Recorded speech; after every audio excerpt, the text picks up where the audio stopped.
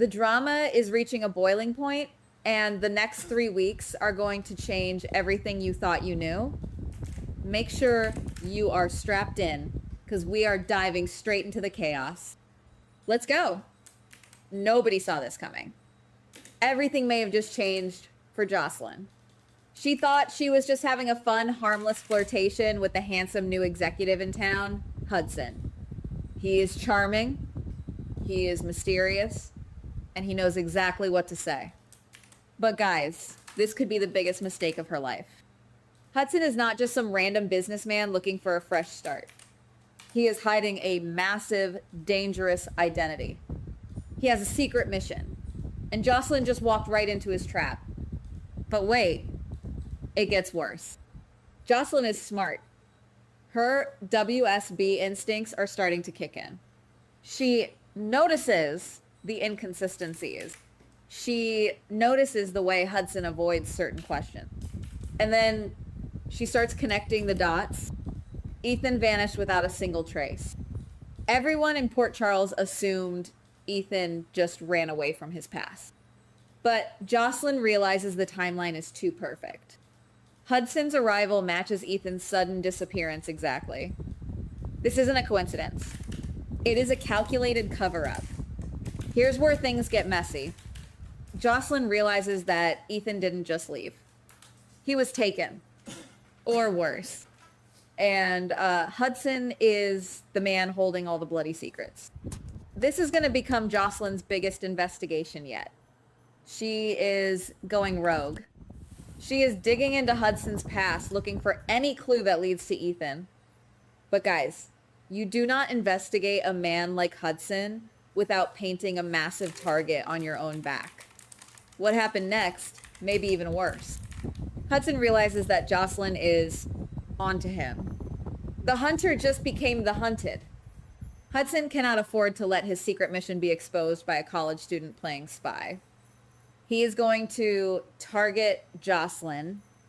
He is going to do whatever it takes to silence her and cover up his tracks. Jocelyn is about to face a lethal danger, and she is completely isolated.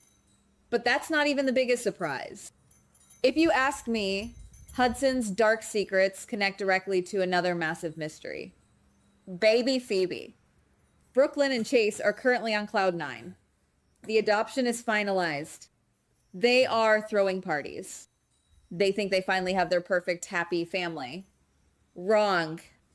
This is just the calm before the ultimate storm. The mystery of Phoebe's biological roots is far from over.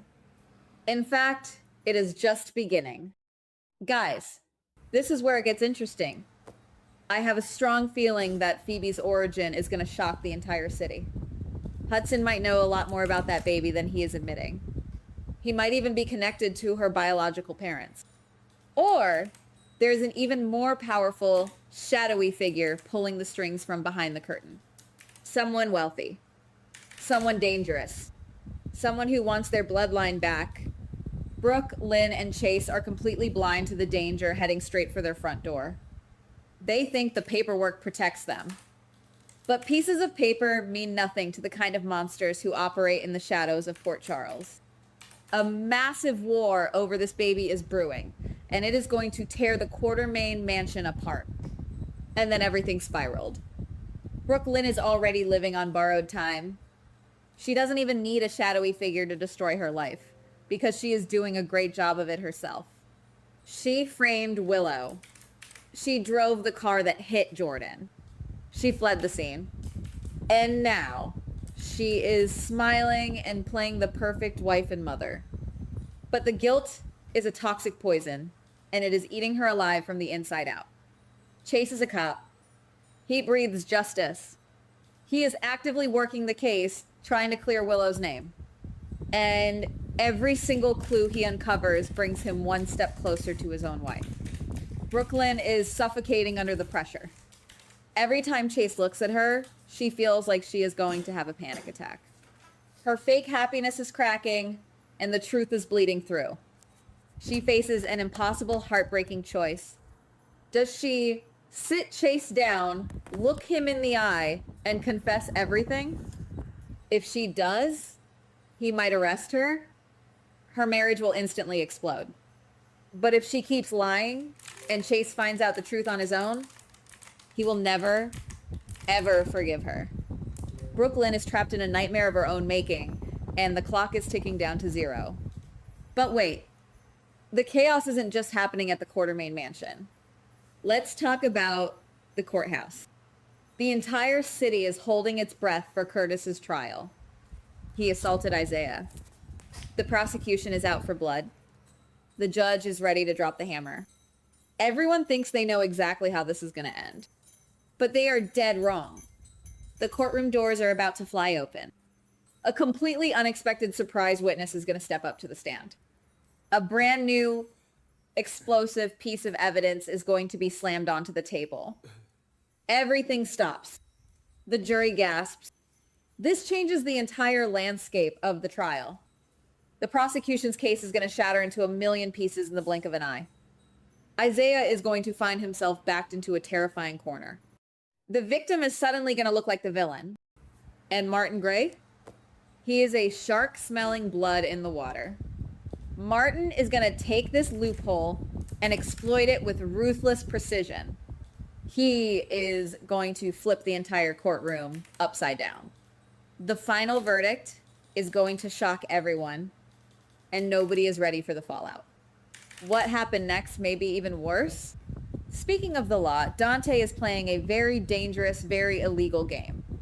He covered up the evidence that Rocco shot Ross Cullum. He destroyed files. He lied to his superiors. He broke every oath he ever took to protect his son. But he made one fatal mistake. He left a trail, and Elizabeth found it. Elizabeth knows the truth. She knows Dante is a dirty cop. At first, she keeps her mouth shut. She loves Dante. She loves Rocco. She wants to protect their family. But Elizabeth's conscience is screaming at her. She is a nurse. She saves lives. She believes in doing the right thing. The guilt of holding this massive secret is starting to poison her mind. Guys, this is going to break them. Elizabeth is forced to choose between her deep love for Dante and her unwavering duty to justice. She looks at Dante and doesn't see a hero anymore. She sees a man who thinks he is above the law. This secret is going to create massive, unfixable cracks in their relationship. And when this evidence finally comes to light, it will destroy Dante's career and their romance forever. And then everything spiraled. While Dante is risking his freedom, his mother Laura is walking into a nightmare of her own. Kevin sits her down and drops a bomb. He wants a divorce. He claims he met someone else. He tells her he is moving on. But I do not buy that for a single second. Kevin is lying straight to her face. There is a much bigger, much darker secret forcing Kevin to push Laura away. He is trying to protect her from something lethal. But Laura is not the kind of woman who just walks away. She packs her bags and flies straight to Ireland. She thinks she is going to confront a cheating husband. But she is walking right into a trap. Ireland holds a vault of ancient, bloody secrets. Laura steps off the plane and immediately uncovers a massive Cassadine family mystery. This isn't about a failed marriage anymore. This is about a legacy of death and betrayal. This trip to Ireland is going to rewrite the entire history of Port Charles, and Laura might not make it back in one piece. But that's not even the biggest surprise. Ava is desperate. Sonny is coming for her, and she knows she cannot fight him alone. She needs an army. She needs a monster of her own. So she reaches out to Valentine. She wants to form an ultimate alliance to take Sonny down once and for all. But this is a massive mistake. Partnering with Valentine is a terrifying double-edged sword. Valentine smiles, he pours the drinks, and he agrees to help. But Valentine has his own dark agenda. He is not going to play by Ava's rules. Ava thinks she is the mastermind pulling the strings, but Valentine is playing chess while she is playing checkers. They are secretly plotting against each other while pretending to be allies. And Sonny? Sonny is not stupid. He is sitting in the shadows, watching them form this fragile, toxic alliance. He knows they are going to betray each other. He is just waiting for the perfect moment. When Ava and Valentine inevitably turn their knives on each other, Sonny will strike. Ava thinks she is building a shield, but she is actually digging her own grave. Guys, you are not ready for this next part. Jason is done. He wants out. He tells Sonny that he is leaving the mob for good. He wants to focus on Danny. He wants to live a quiet life with the Quartermains. He truly believes that if he walks away, his past will just let him go. But he is dead wrong. The past never lets you go. Drew is smiling. He told Brennan that he accepts the deal. He is playing the part of the forgiving, peaceful brother. It is a complete lie. Drew's rage is a burning inferno, and he is quietly plotting the ultimate revenge. But here is the twist. Drew is no longer targeting Willow or Nina. His crosshairs are locked directly onto Jason. Jason is the only person strong enough to stop Drew from tearing the family apart. Jason is standing in his way. So Drew decides to eliminate the obstacle. He is setting silent, lethal traps. A massive, bloody war between brothers is about to erupt in Port Charles. And because Jason thinks he is finally safe, he won't even see the knife coming until it is already in his back. And that changes everything for Willow. Willow is breathing a massive sigh of relief. She thinks Drew backed off. She thinks she finally won the war. She is sitting in her beautiful home, completely unaware that she is in more danger now than ever before. Drew isn't her problem anymore. Someone else is a hidden, unknown figure is waiting in the shadows. Someone who has been watching Willow for months, waiting for her to let her guard down, waiting for the perfect moment to strike. Willow is completely defenseless because she is looking in the wrong direction. She thinks the nightmare is over, but the real monster is already inside the house, just waiting to attack. But wait. It gets worse. Trina is about to enter the most terrifying phase of her entire life. Her stalker has been playing sick little games, watching from afar, leaving creepy messages. But the games are officially over. The stalker is getting frustrated. They want Trina all to themselves, and they are done hiding in the background.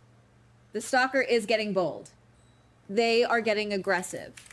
Trina is going to come face to face with a very real, very physical threat. There will be no one around to save her. No Curtis. No Gio.